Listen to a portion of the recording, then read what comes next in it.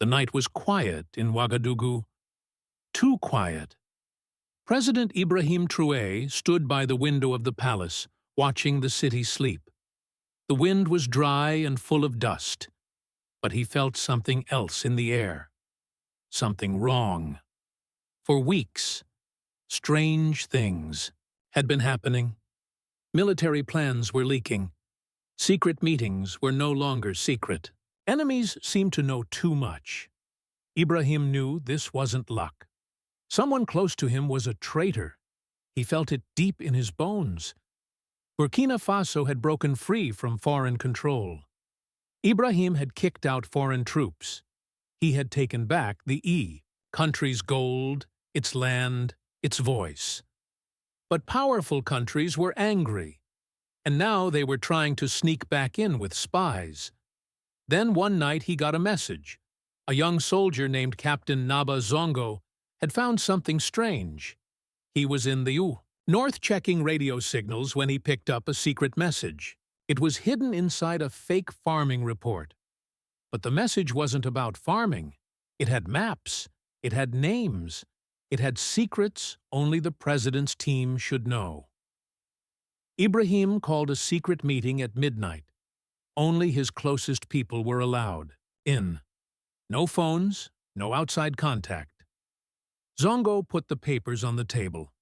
The traitor had a name, Colonel Desiree Ouattara, Traoré's old friend, a man he trusted with his life. The same man who now sat next to him in meetings. The same man who knew every detail of Burkina Faso's defenses. The room went cold. No one spoke. He's been giving information to the foreigners, Zongo said. He's been doing it for months. Ibrahim's heart was heavy, but his face stayed calm. He looked at everyone in the room. No one moves, he said. No one arrests him. We wait. We watch. He took a deep breath. If there's a snake in this house, we don't kill it yet.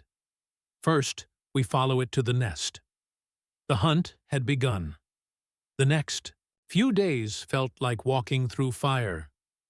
Ibrahim Traoré went about his normal duties, shaking hands, giving speeches, holding meetings. But inside, he was watching every move, every word, every glance from Colonel Ouattara. The man smiled like nothing was wrong. He was calm, too calm.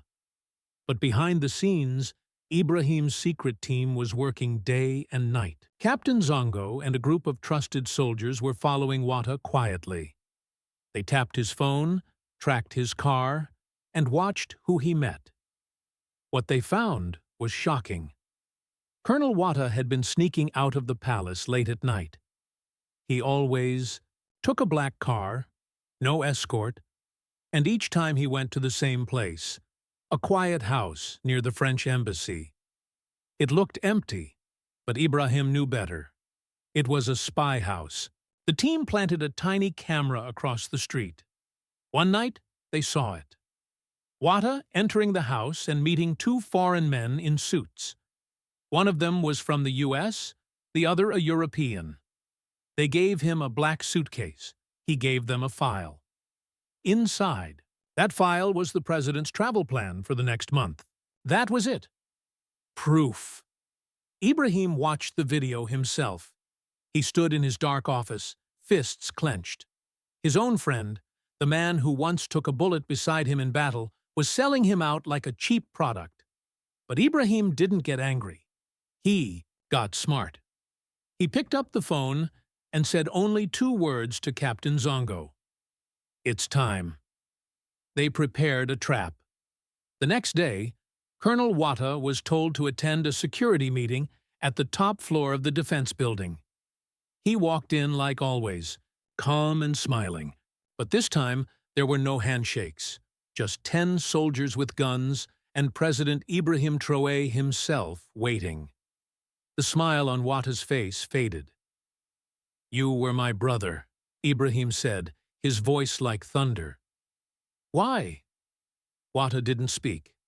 Ibrahim stepped closer. You sold this country for what? Dollars? Promises? You think they'll protect you now? Still no answer. Then Captain Zongo opened the suitcase. Money, tracking devices, and a hidden USB drive. You're not going to prison, Ibrahim said coldly.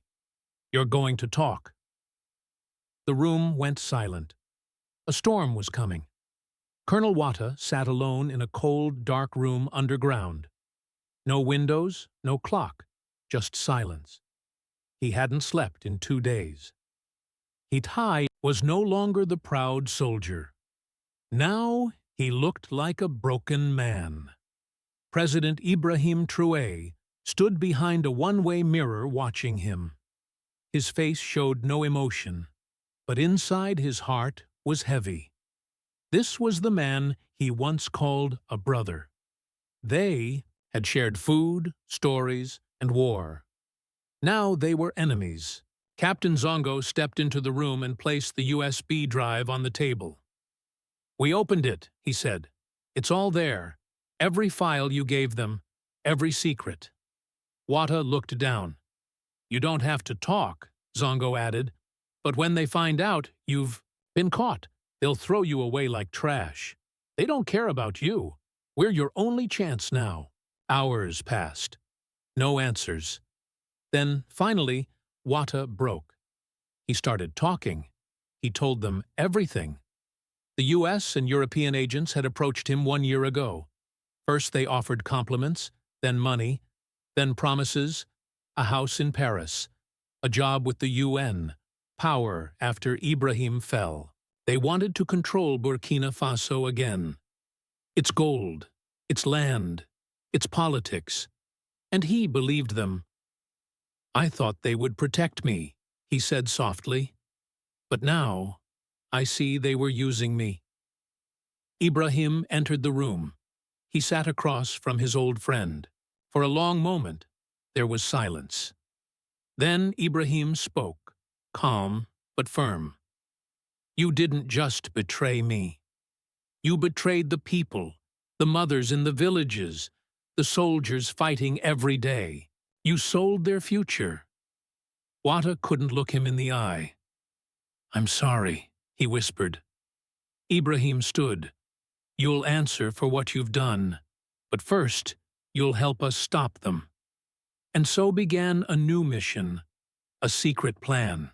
Ibrahim and his team would use Wata's contacts to feed false information back to the foreign spies.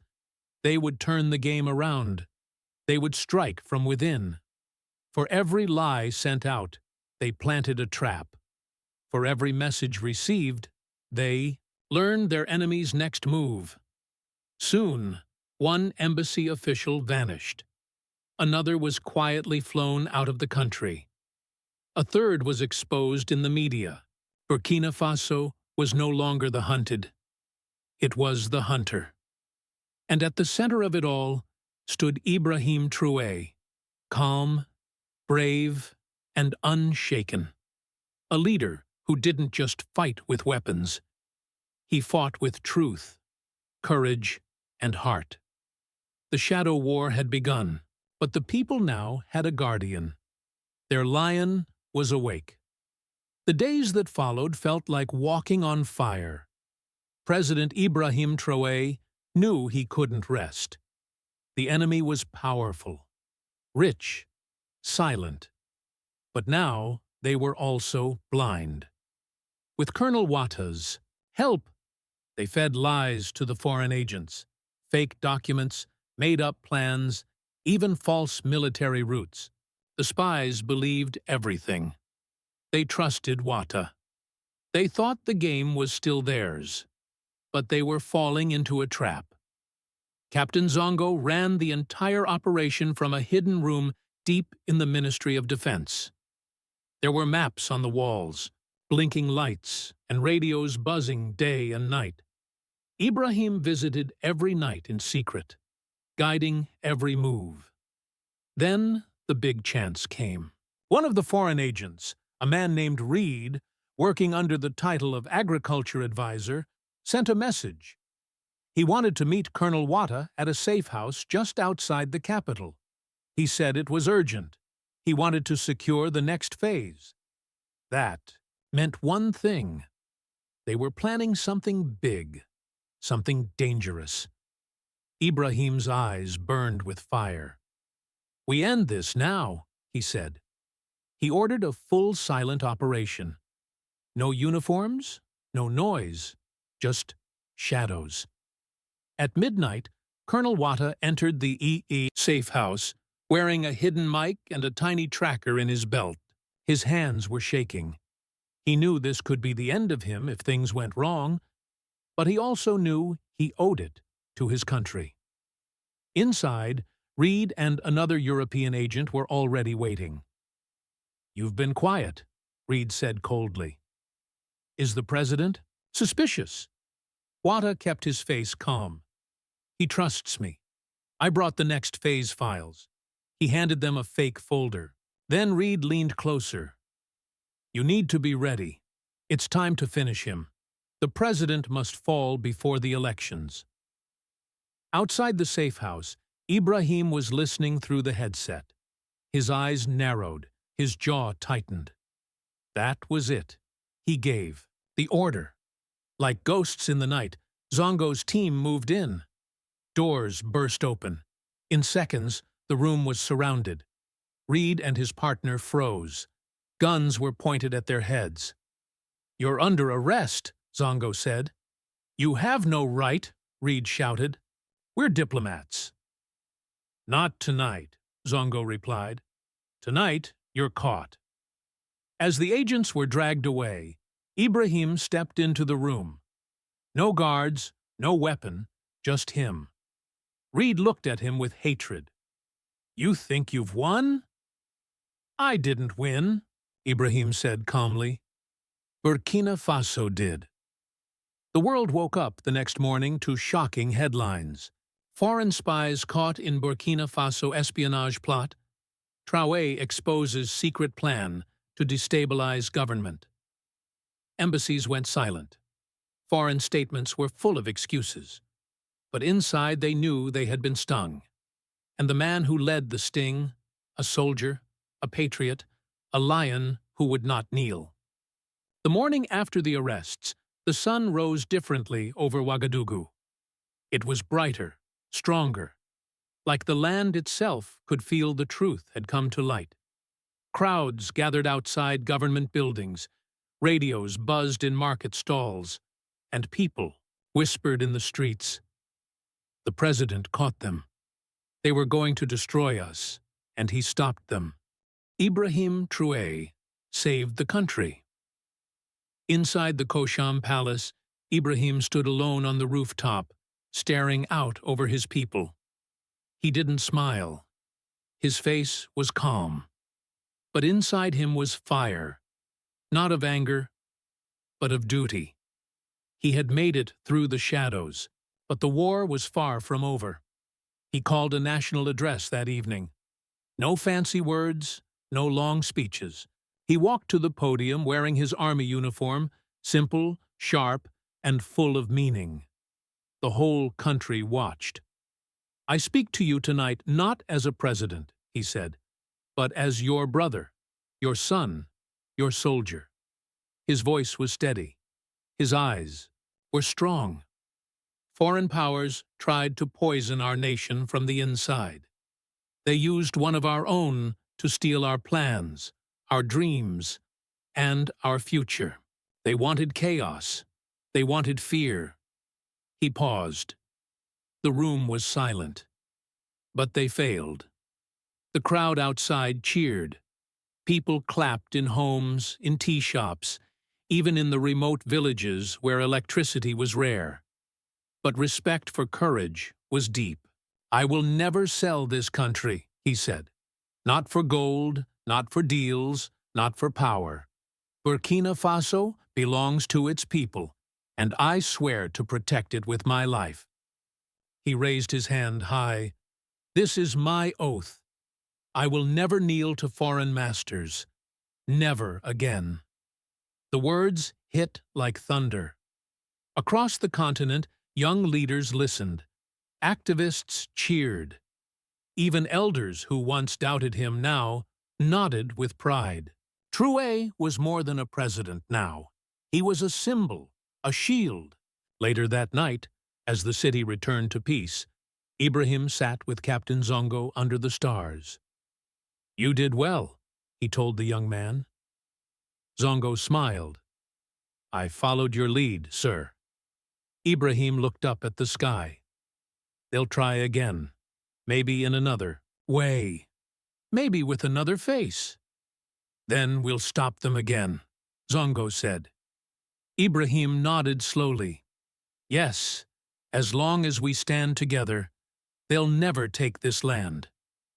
And with that, the lion rested, but only for a moment.